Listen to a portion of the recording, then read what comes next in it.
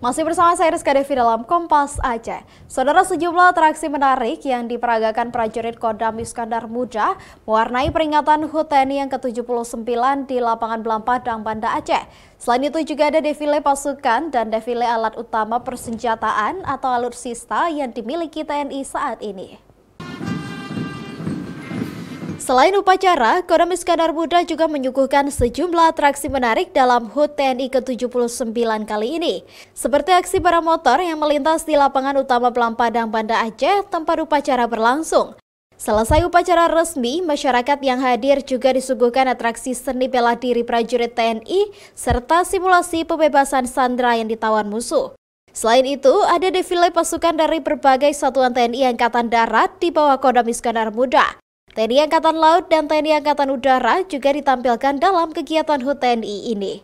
Beriringan juga, defile alutsista juga ikut dipamerkan yang menjadi kekuatan alat utama sistem persenjataan TNI yang modern dan canggih. Usia kita sudah 79, harus lebih mawas diri terhadap kemampuan kita, terhadap profesionalitas kita. Khususnya mari kita belajar, mari kita berlatih ya di usia yang ke-79 ini. Adapun kesan yang ingin saya sampaikan, ya mudah-mudahan dengan kita melaksanakan kegiatan ini mengingat terus ya bahwa TNI selalu berada di tengah-tengah masyarakat. Kasdam Iskandar Muda menjadi Inspektur Upacara HUT TNI ke-79 di Aceh.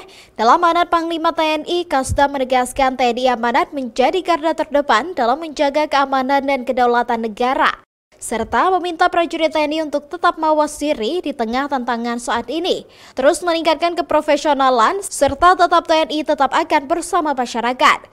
Peringatan HUT TNI ke-79 berlangsung di lapangan Belampadang, dihadiri oleh seluruh unsur TNI baik TNI AD, TNI AU, dan TNI AL, pejabat utama Polda Aceh hingga seluruh jajaran Forkopimda Aceh.